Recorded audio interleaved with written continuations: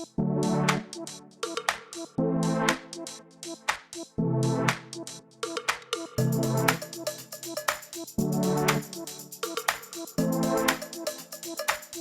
here with Renee from the Natural Studio.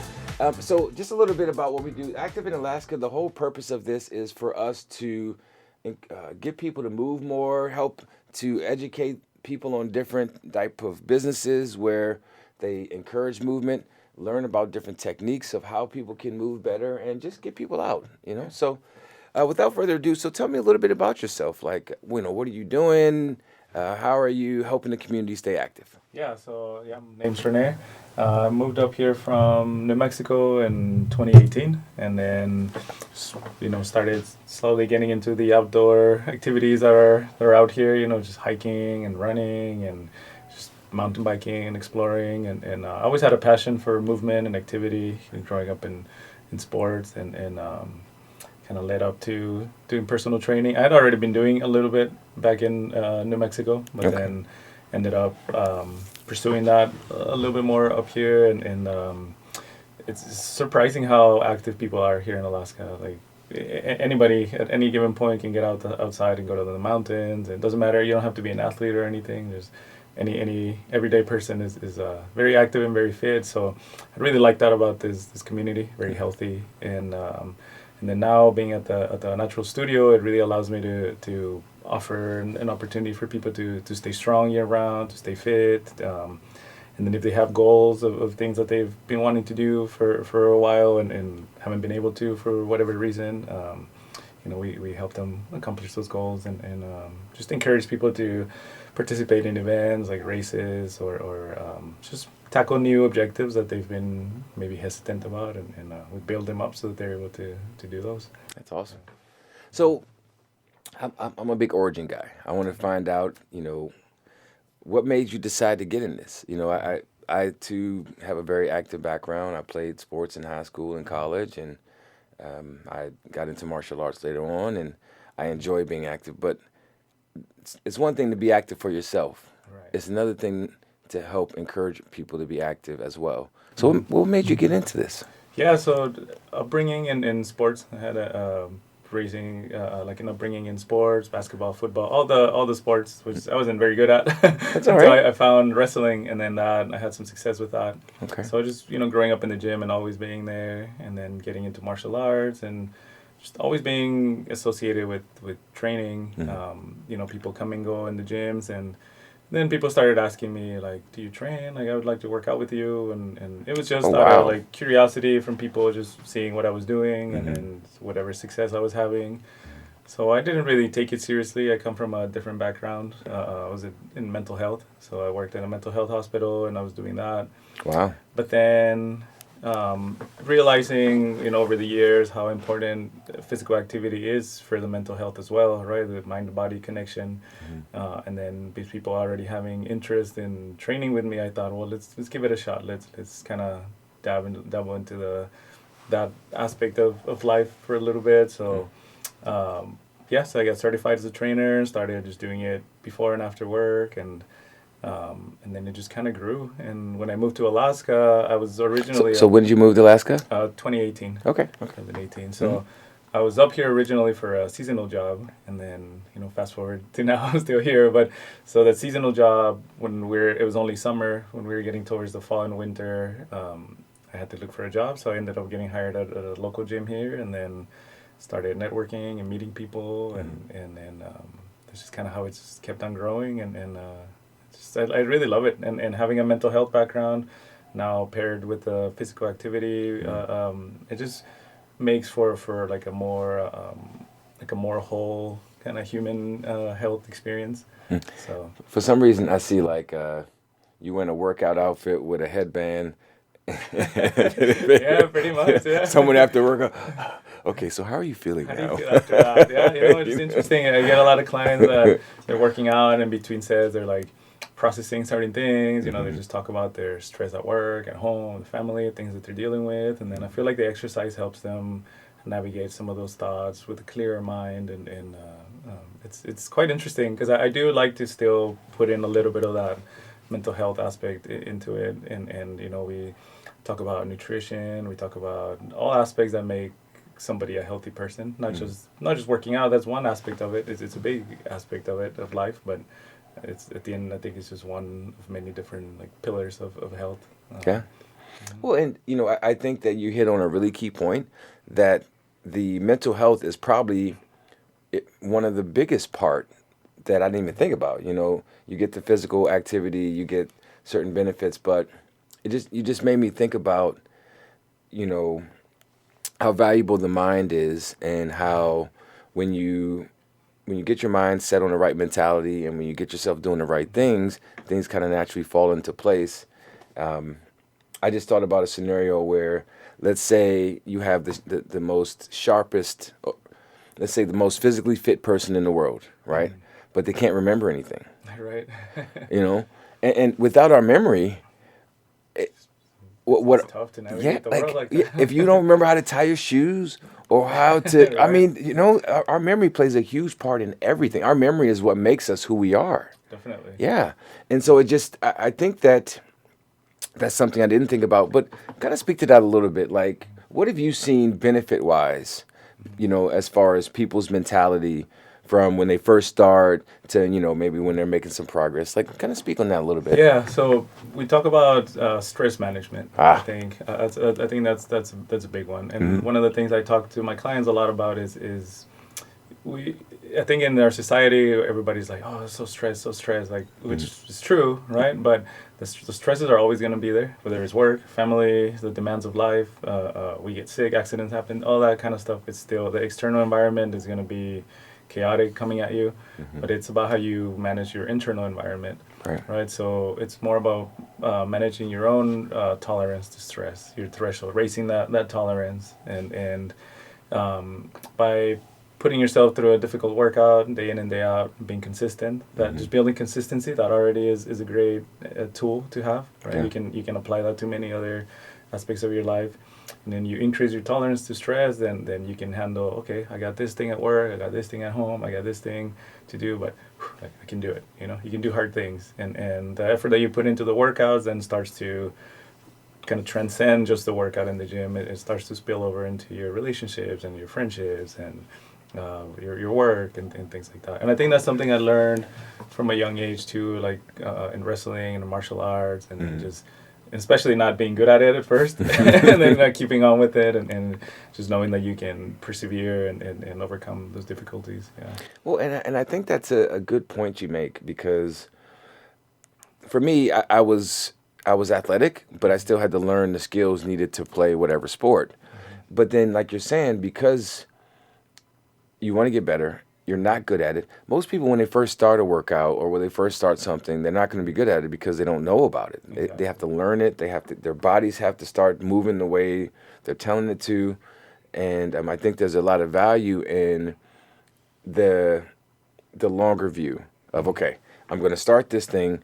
I know when I first start, it's going to be tough, but the goal is what keep people dialed in, and accountability as well. Definitely. So with your gym, what do you guys offer? What kind of services do you guys do? How do you guys help people to move? I'm kind of curious. It's a small gym, and it's all one-on-one appointment only. Okay. So I think a lot of people enjoy the privacy and the space. It's just for them, really. Oftentimes it's just myself and the client in their space. We put on music that they like, and there's nobody else. There's not a lot of other people, a lot of big noises, or they don't feel vulnerable or exposed or anything like that. Some people have some aversion or some resistance to that, I guess. So they like the one-on-one attention, the privacy. And I always have a consult like this where I sit with someone and talk to them about what their goals are, what they like to do with their body, what are some health concerns maybe that they've been facing that we can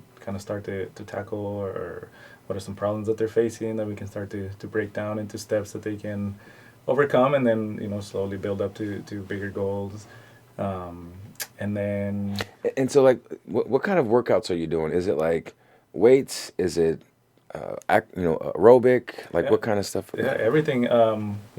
We know the value of resistance training is huge for everybody, men, Okay. women, young and old, Like kids. bands and stuff like Yeah, that. Okay. weights. Yeah, Okay. a lot of weight training, Hmm. a lot of bands. I'd like to do a lot of calisthenics or body weight exercises. Oh, that's good. We have a rowing machine and treadmill, so definitely talk about cardio that not a lot of people like to do, but it's important too. Gotta get that cardio in. Yep. But yeah, resistance training, whatever form it comes in, it's kind of dependent on what the person's open to trying, what their experience is, comfortability.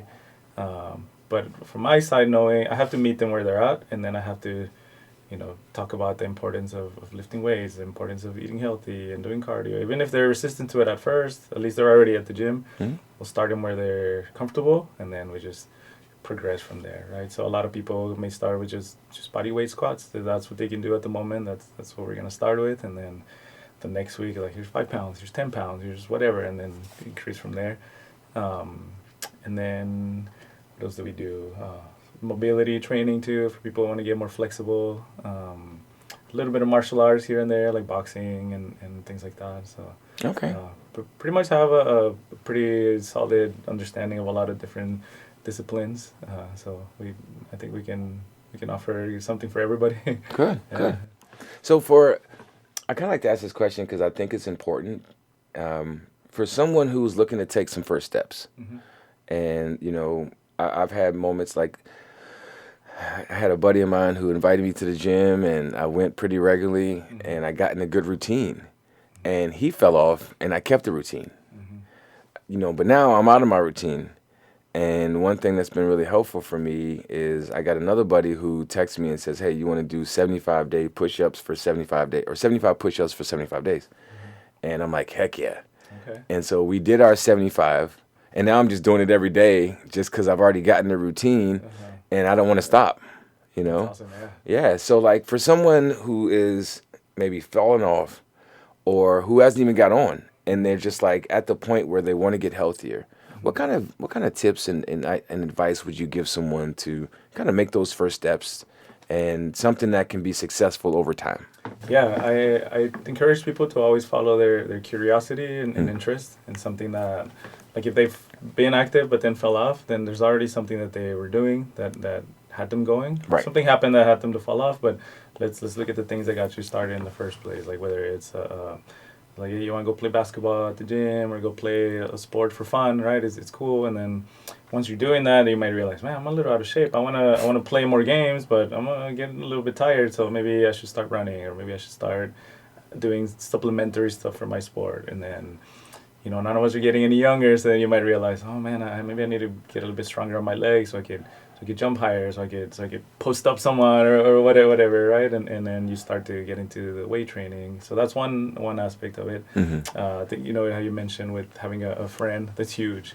That's really huge. Having a friend or accountability partner that motivates you and gets you excited about starting, and then consistency. I think consistency is better than intensity. Oh yeah. Both are great, but consistency is better because we're playing the long game here, right? And what I talk to people about is I almost want to work myself out of a job. If people come in and they learn from me and they know what to do and they get healthy, and then off they go, and then next one come in. There's always going to be people that could benefit from learning, from exercising, getting stronger. So Yeah. curiosity and interest, and then accountability partners, and starting small and being consistent. I think those things are huge. Yeah, that's a great point. So we're at a good stopping point. I'm going to take a quick commercial break, and we'll be right back. All right. Having fun. How important do you think that is in working out and being active? Just kind of your thoughts on that. It's huge. I think it's honestly one of the most important things, because you don't want to make another, if people are resorting to exercise as like a stress reliever or increasing their tolerance to stress, like I said, you don't want that to become like, I gotta go lift weights, or I gotta go do cardio, right? So always start where you're having fun. That way it's gonna be more sustainable. You look forward to going, you look forward to the next one and the next one. And then it's a beautiful thing when you start to do new things with your body, things that maybe you didn't know you could do before, and then it just opens up a whole other world of possibilities to have more fun. Especially here in Alaska, man, we got the best playground here. There's trails for mountain biking, there's trails for hiking, you can go to the rock gym, you can go kayaking. Like, there's so much, the opportunities are endless. So it's for me, it's very important. Like, I love to have fun. I have like a childlike mindset when I'm out there running around, and but I know the work that it takes to be able to do that. You know, it's, I gotta put in the work in the gym, and then it's like, all right, time to go have fun now on the mountains. So Awesome. yeah, it's huge. So how important would you say nutrition is in part of it? Because it's one thing where it's like if you work out every day but you eat horrible, it feels like you're working against yourself, or it's counterproductive. How important is it to eat right, connected to your workout? I think it's huge. We may have heard the quote, "You can't outwork a bad diet," and I think the older I get, the more I kind of believe that. When I was younger, you could kind of eat whatever, you're an athlete, like, you get away with it. But as you get older, things change. So you want to make sure that you give your body the proper building blocks to rebuild your body. Because exercise, you're breaking down your body, you're breaking down the muscle, connective tissue, right? You're tired, you use all your energy, you're like hungry, so you have to give your body the right tools to rebuild. And it's hard at first because, you get into the mental aspect of it. We have certain relationships with food. A lot of it is like nostalgic, a lot of it is like cultural, a lot of it, you go to parties and you're like, oh, I can't eat that, or you go out to eat and people are like, come on. Like, it's the same with drinking too, right? Like, people kind of push it on you or be like, what, you're not having this? But if you have your goals and you're determined, then you can make changes and sacrifices, and it's huge. It's a really big component of being strong and healthy, and because that's what's going to give you the energy, that's what's going to help you just have all the nutrients in your body and your mind to feel better, think better, function better, all those things. So. Yeah, no, that makes sense, because I over time I used to eat anything and everything. Now I'm a pescatarian. Okay. And it's not easy. Yeah, definitely. Just to be eating fish and vegetables and fruit, and I mean, I do eat cookies and stuff. Yeah, we're human, right? We gotta I was going to say, I got to have something, Exactly. But I think that the thing that helped me was when I put my mind on that, this is bad for me. And I really got my mind wrapped around that. It's hard to not eat those things, but because I've already shifted my mind to say, this is going to hurt me, then even when I'm tempted, I don't fall. Do you know what I'm saying? Of course, yeah. And I think that's it's almost like I remember there's a scene from Happy Feet. There's a little. I don't know if I've seen that. Okay, so it's like a little penguin thing, and one of the penguins, he's always kind of scared of things, and so what he does is he has to trick himself to do stuff. Okay. So he's at the edge. Everyone else is jumping and sliding down this thing, and he's at the edge, and he's like, you know what? Oh, look at that! And he tricks himself, and he, because if he had to actually just make the decision and jump, he couldn't. Right. But when it came to, hey, is that something over there? And he just took one step, and he went down, and he had a good time. So it kind of taught me something. Sometimes you gotta. I mean, your body has cravings. Your mind is conditioned to do certain things, and to break the habit is tough. It's tough. Yeah. Because we have a lot more repetitions doing the bad habit, let's say. Exactly. When you try a new one, you only have one rep here doing the right thing, and you have 100 or thousands over here doing the wrong thing. So you're gonna lean this way, right? But you have to. Every time you go the right way, you make the better choice. Then you're building repetitions. And you're building new neural pathways in your brain too when you're doing that. That's right? huge. And over time, you're gonna be more likely to make that choice. Every time you interrupt a thought pattern where you're like, oh, I want to grab those cookies, or I want to like skip the gym today or whatever, and you catch yourself and interrupt, I was like, no, this like immediate comfort, but if I want health and longevity and strength for longer time, then let's go that way, right? Yeah. And it's tough, definitely tough, but the more that you do it, the better you'll be. And that's something that we talk to clients about, is breaking down these things into like small incremental steps. Right. That way they start where they're ready, and then like some people will just train for 30 minutes. Like that's all I can handle right now. That's all I want to do once or twice a week. It's like, okay, let's do that. And Yeah. then over time, I kind of talk them into, hey, let's add another day, or let's extend the session to an hour. And we do the same way with weights. You give them a light weight at first, and then a heavier one, and so on. And there's like little tricks that you play. Reminded me, I have this one client who she's mainly like a runner. She hadn't never really lifted weights, but she's getting older. We have to strengthen her bones and her muscles and stuff. So I'll hand her like a heavy kettlebell to do squats or lunges and stuff, and I'll turn it so the weight, the numbers, so she doesn't see it.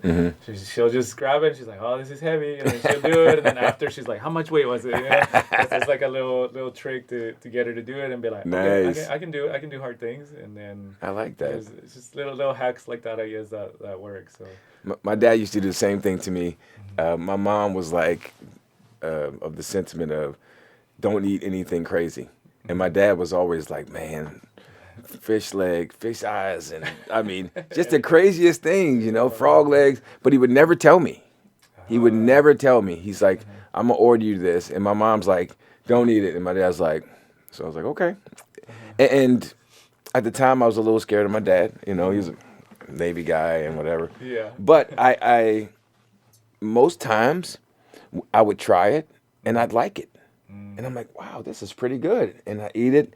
And then he would tell me what it was. And I'm like, ew. Yeah, exactly. it was, I mean, almost every time. And he's like, see, that's why I didn't tell you, because, but it was a very interesting concept that I'm glad he showed me that, at least try it. Try it one time.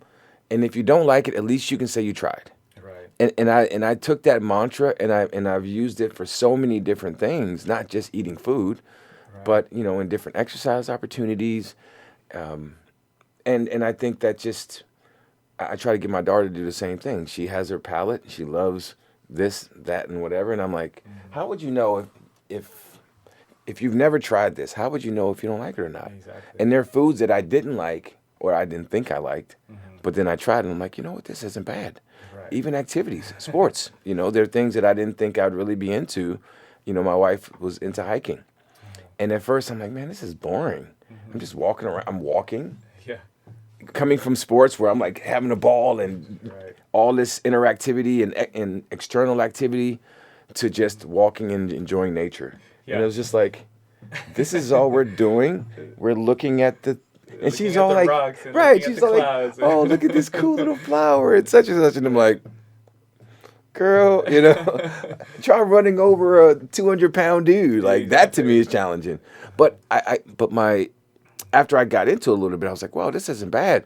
And I really started to appreciate the little things. And I think that's something that, is important for everybody. Yeah. Because you can start small and kind of build from there. And so I was kind of just thinking about older folks because I work with older people in teaching martial arts, and I see the benefit that they get, not just for defending themselves, but also movement.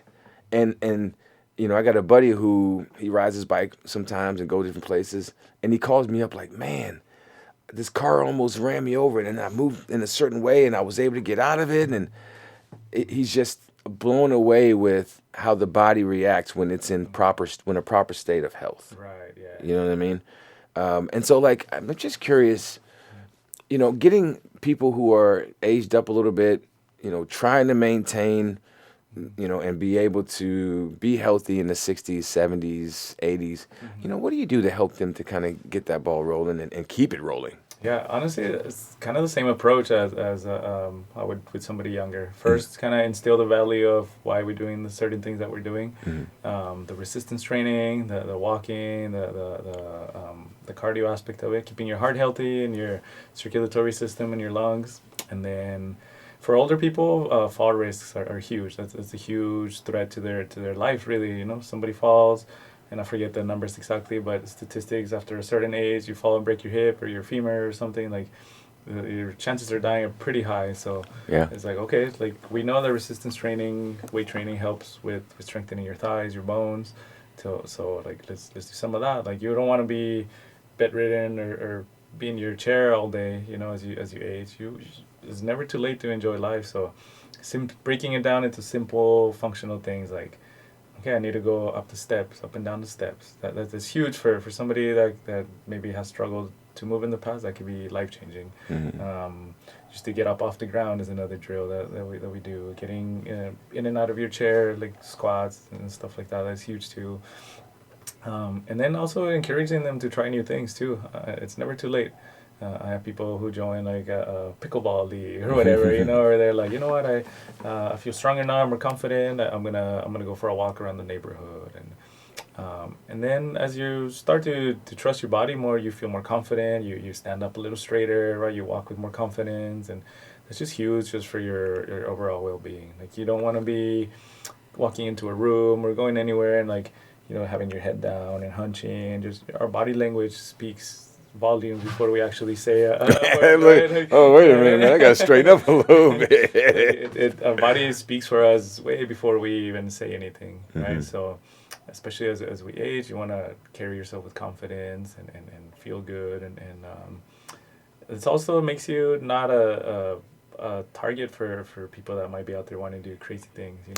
They see someone walking with their head down and being shy and afraid of the world. That's an easier target, unfortunately. You probably have seen that with the martial arts training. People change the way they just present themselves and the way they talk and all kinds of things. So no matter the age, I think they're increasing confidence in their own body, and just to navigate the world is huge. Man, this has been awesome. I love the fact that you brought the mental health in. We hit on nutrition, we hit on consistency, and just a whole lot of value that I think people might not think about, And I like how you tied in a bunch of things together as far as feeling good. And the one thing that I really am striving for, I'm 44, and I want to be able to keep a certain amount of mass on, and I want to keep it longevity. Because I've seen like bodybuilders from like back in the day who was super jacked. And then when they get to 60 and they don't work out, their body looks all jacked up. Like not in a good way. They were jacked up before. Now their body's jacked up in a different, Right. And so I want to be able to like have something that I can do in my 80s and 90s, because the guys that I see who have the physique that's mobile, they have a consistent routine. They never stop, and they haven't been stopping for however long. Right. Yeah. It's all about consistency. Yeah. Small incremental steps, and so it's consistency over intensity, and I always say discipline over motivation too. I think I like that. Not that one's bad or worse, but motivation, if you got it, ride the wave and go do the thing. But you can't trust it all the time. Right? It's about discipline, doing the thing when you don't really feel like it, doing the thing because it's gonna be good for you. Right? Like after a long days of work, it's like, all right, time for my workout. It's like, man, I don't feel like it today, but I know once I get going, even just showing up and getting on the bike for a little bit, or getting on the treadmill for a few minutes, jumping rope, that'll get me in the zone, and then you can go, right? What do you think about giving yourself a reward? I've never thought it, but it just popped in my head. I'm like, I wouldn't give yourself a McDonald's reward, but like, or a cookie, but what are your thoughts on that? Because it just dawned on me, I'm like, you know what? It's like you've just accomplished something. Here's a gold star. I know it seems silly. No, it's huge. Like that. That's huge, because then what ends up happening is you get an external reward. Maybe you treat yourself to something nice, or whether it's like we're sometimes very visual. So putting a star on a board and seeing like, oh wow, I got like all these days of consistent effort. Like at the end of it, I'm gonna go to the spa or whatever. Like I see. I like that. Yeah. And then eventually, what I really like, and I've seen it with many of my clients, and I talk about it, then it becomes then an internal reward. So just the fact that you did the workout itself is like, that was nice. Right. And that becomes more of an internal and an intrinsic reward system, and that's way more sustainable, way more consistent than the external factors. Both are great, but once it turns into an internal reward where doing the activity in and of itself is good and it is rewarding, then that's the best, because you'll never stop doing it. Like for me, that's hiking. For me, that's getting out on the trails. For some people, like could be going to play a basketball game or going for a run or a bike ride or whatever that is for you. Like be curious about it and pursue it. I love it. Well, this has been great. I really appreciate your time. This is Kendall with Alaska's News Source and Active in Alaska, here with Renee with the Natural Studio. Thank you so much for being here, and appreciate you guys watching. Thanks so much. Thank you. Cheers.